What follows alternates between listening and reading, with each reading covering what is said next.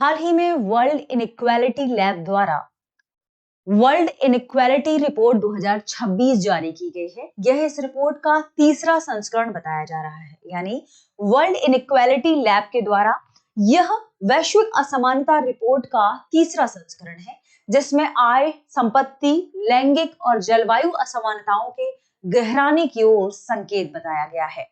दृष्टि आईएएस के news programme में आपका स्वागत है। मैं हूं गीतांजलि शुक्ला और आज हम इसी रिपोर्ट यानी वैश्विक असमानता रिपोर्ट के मुख्य बिंदुओं पर चर्चा करने वाले हैं कि वैश्विक स्तर पर असमानता को लेकर क्या स्थिति है, भारत में असमानता को लेकर क्या स्थिति है। यह असमानता विभिन्न पहलुओं में मापी जाएगी, जैसे आय की असमानता, वेल्थ यानी संपत्ति की असमानता।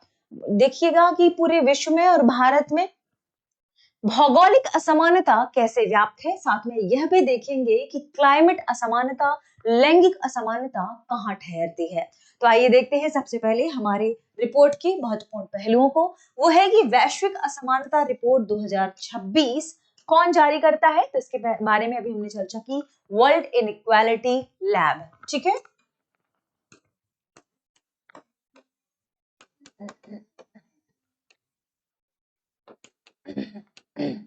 यह वर्ल्ड इनइक्वालिटी लैब के द्वारा जो रिपोर्ट जारी की जाती है उसका तीसरा संस्करण है, जिसे क्या कहा जा रहा है, वैश्विक इनइक्वालिटी या वैश्विक असमानता, वैश्विक असमानता रिपोर्ट 2026। ठीक है, इससे पहले इसके कौन से कब किन वर्षों में दो संस्करण आए हैं। तो पहला संस्करण आया था वर्ष 2018 में।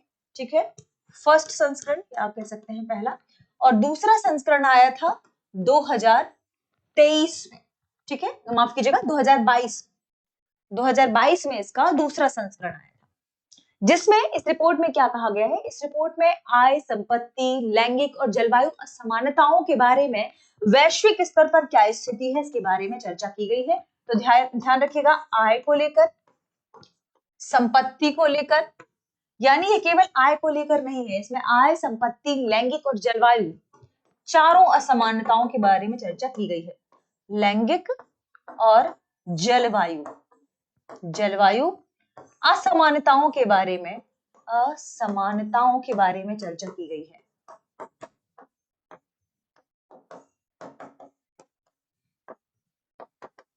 ठीक है, तो देखते हैं कि क्या स्थिति है। फिलहाल हम बात करते हैं सबसे पहले कि यह रिपोर्ट क्या कहती है। यह रिपोर्ट सामाजिक न्याय, समावेशी विकास, सतत विकास लक्ष्यों, वेलफेयर इकोनॉमिक्स और क्लाइमेट इक्विटी के लिए बहुत महत्वपूर्ण है। ठीक है, तो इस रिपोर्ट के इंपॉर्टेंट आपको टर्म्स ध्यान रखने हैं। सबसे पहले बात करेंगे भारत की स्थिति के बारे में। भारत के बारे में इसमें कहा गया है कि टॉप 10% लोगों के पास राष्ट्रीय आय का 58% मौजूद है, जो दुनिया में यानी पूरी दुनिया से तुलना की गई है कि ये दुनिया में सबसे ज्यादा अधिक असमानता की ओर इशारा कर रहा है। तो भारत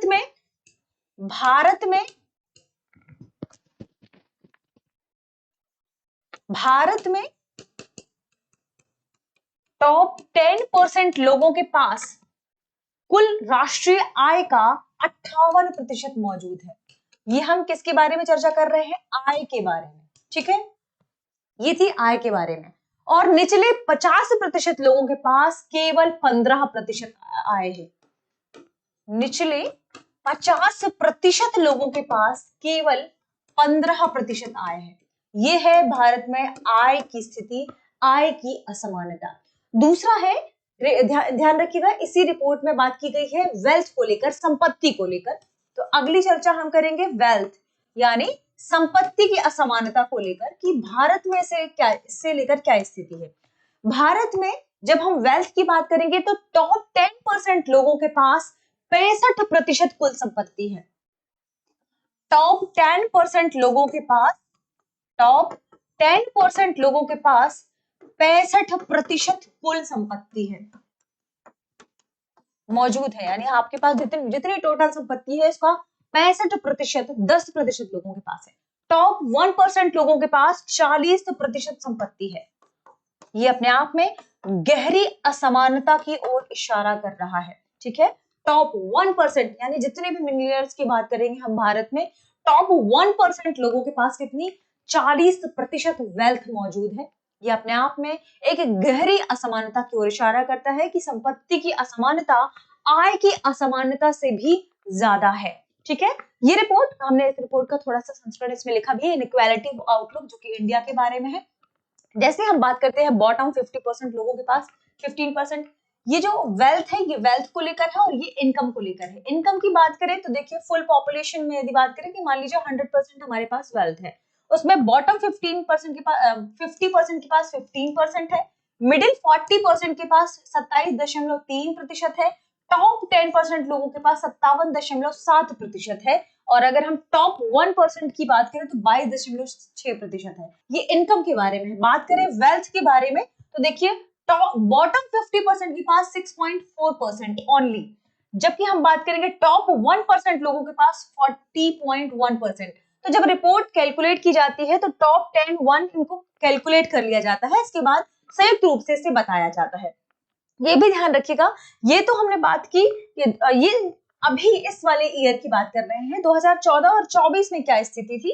तो 2014 में फीमेल लेबर शेयर 15.7% था। हम आगे इसके बारे में भी चर्चा करेंगे कि भारत में क्या स्थिति है महिलाओं के रोजगार को लेकर।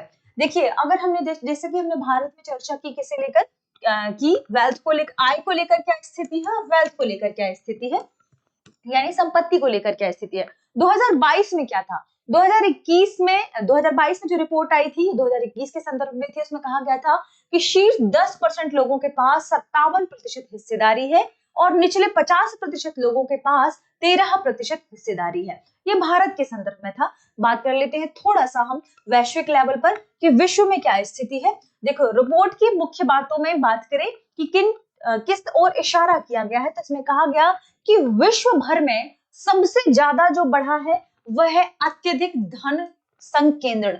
लोगों में धन के संकेंद्रण को लेकर जो प्रवृत्ति है वो ज्यादा बढ़ गई है, और इसी का नतीजा है कि टॉप 0.001% लोगों के पास, जो कि लगभग 60,000 लोग हैं, पूरी मानवता के निचले 50% की तुलना में 3 गुना अधिक संपत्ति बताई गई है। इसके अलावा इनका हिस्सा 1995 में जो 4% था, 2025 में बढ़कर 6% हो गया है, जो अपने आप में इशारा करता है कि जो लोग बहुत अमीर हैं वो और अमीर होते जा रहे हैं, उनके पास आय और संपत्ति दोनों अधिक है।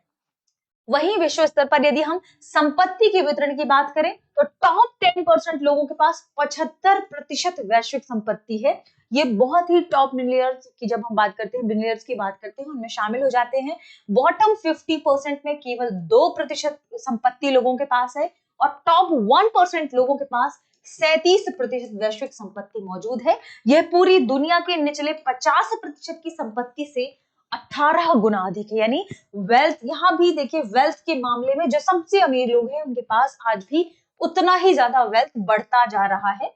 ठीक है, तो ये दोनों कहीं ना कहीं असमानता की ओर इशारा कर रहे हैं, असमानता की ओर संकेत कर रहे हैं। रिपोर्ट में भौगोलिक असमानता के बारे में भी चर्चा की गई है। ये क्या कहती है, किसे देखिए, इनकम को लेकर भी और वेल्थ को लेकर भी। इनकम को लेकर कहा गया कि आप देखिए जो बॉटम 50% लोग हैं उनके पास कभी समय में 8% हुआ करता था, वो कम होकर 2% हो गया। ठीक है, क्योंकि आप देखिए 2025 के बारे में फिर बाद में तुलना की गई है। टॉप 10% लोगों के पास 75% वेल्थ है।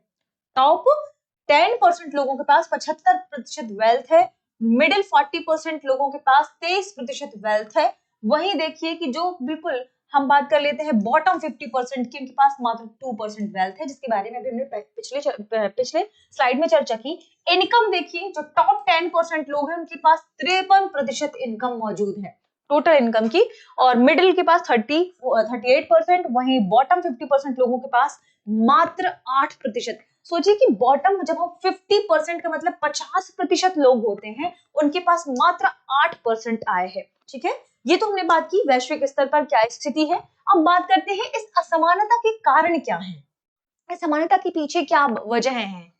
भारत और विश्व भर में बहुत सारी संरचनात्मक समस्याएं मौजूद है। तो सबसे बड़ा कारण है संरचनात्मक समस्या, संरचनात्मक समस्या।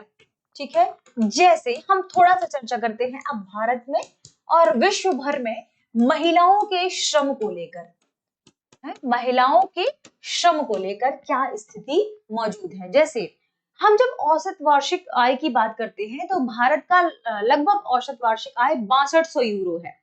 और औसत संपत्ति की बात करते हैं जब हम वेल्थ पर एडल्ट्स के बारे में, तो लगभग 28,000 यूरो है।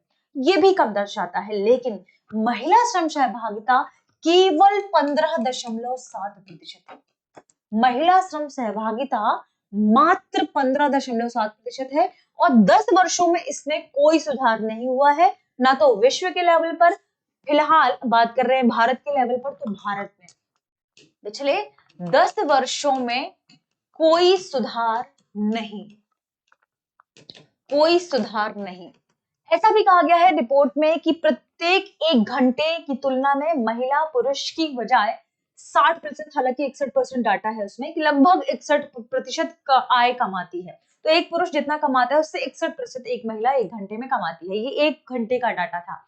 अगर हम महिलाओं के घर के कामकाजों को भी शामिल कर लें तब भी वो 40% क्रॉस नहीं हो पा रहा है पुरुषों की तुलना में, या कुल आय की यदि हम बात करें तो। ठीक है, तो दोनों प्रकार के कामों को शामिल करने के बाद भी अभी महिलाओं का जो श्रम भागीदारी है, उनकी जो पार्टिसिपेशन है, लेबर पार्टिसिपेशन है, वो बहुत कम है। और रिपोर्ट इसी ओर इशारा करती है कि ये प्रमुख वजह है। तो लैंगिक असमानता बढ़ रही है। इसके अलावा क्लाइमेट को लेकर भी जो अभी जुझारूपन था वो भी अब कम हो रहा है लोगों में। इसका प्रमुख कारण है कि विकसित देश आपस में साथ नहीं आ रहे हैं। तो जो कारण बताया गया है उसमें यही रीजन शामिल है। जैसे अत्यधिक कम महिला श्रम भागीदारी इसका प्रमुख कारण बताया जा रहा है। अत्यधिक कम महिला श्रम भागीदारी बहुत कम है। महिला labour participation, women labour participation बहुत कम है। संपत्ति, आय, ये सब अधिक आय केंद्रित हो गए हैं। जो लोग हैं जिनके पास संपत्ति है, आय है, अब वो क्या कर रहे हैं, उसका संग्रहण करने लगे हैं। तो ये भी आपको ध्यान रखना है कि संपत्ति और आय का तीव्र संकेंद्रण, जिसे हम कह सकते हैं, क्या कह सकते हैं, तीव्र संकेंद्रण।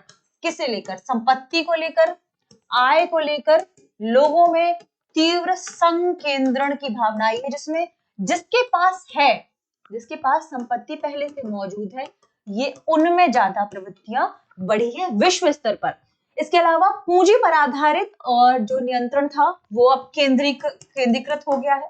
पहले जो लोगों का नियंत्रण था वो केवल अब जिनके पास बहुत अधिक मुद्रा है, मनी है, पैसा है, उन लोगों पर ये केंद्रित हो गया है। तो पूंजी पर अत्यधिक नियंत्रण का केंद्रीकरण, पूंजी पर अत्यधिक नियंत्रण व केंद्रीकरण। ठीक है, इसको एक प्रमुख कारण बताया गया है रिपोर्ट में। साथ में यह भी कहा गया है कि नीति निर्माण में अब अमीरों का प्रभाव ज्यादा हो गया है। फोर्थ, नीति निर्माण में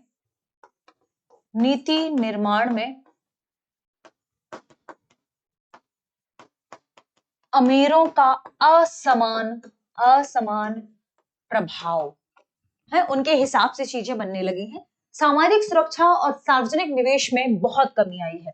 रिपोर्ट यह कहती है कि सामाजिक सुरक्षा और कौन सा निवेश जो इनसे संबंधित है, जिसे हम सार्वजनिक निवेश कहते हैं, वह सार्वजनिक निवेश में कमी देखने को मिली है। ये प्रमुख कारण के रूप में उभरे हैं।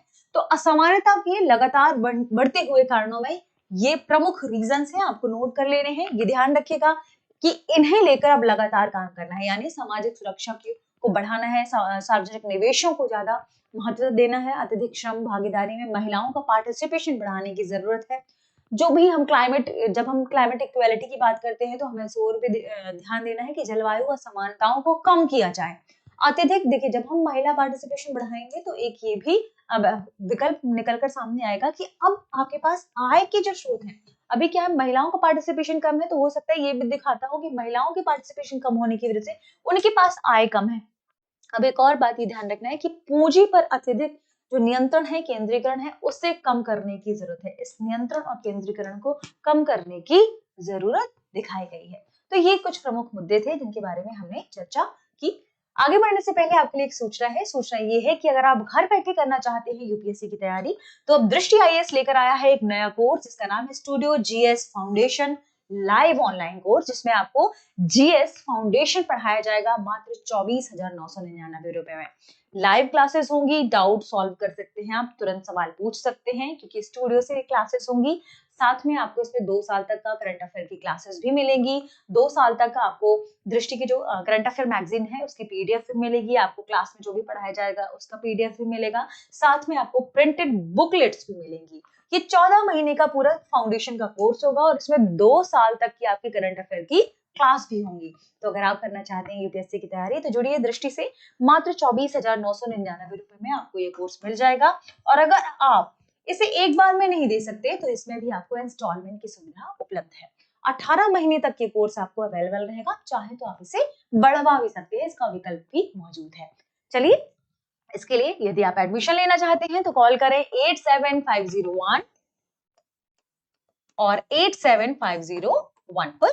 डाउनलोड करें दृष्टि लर्निंग ऐप। आपको दृष्टि लर्निंग ऐप में भी इस कोर्स के बारे में डिटेल से डिस्क्रिप्शन मिल जाएगा, आप वहां से भी ये कोर्स खरीद सकते हैं। ठीक है, आगे बढ़ते हैं और देखते हैं आज के सेशन पर आधारित प्रश्न को।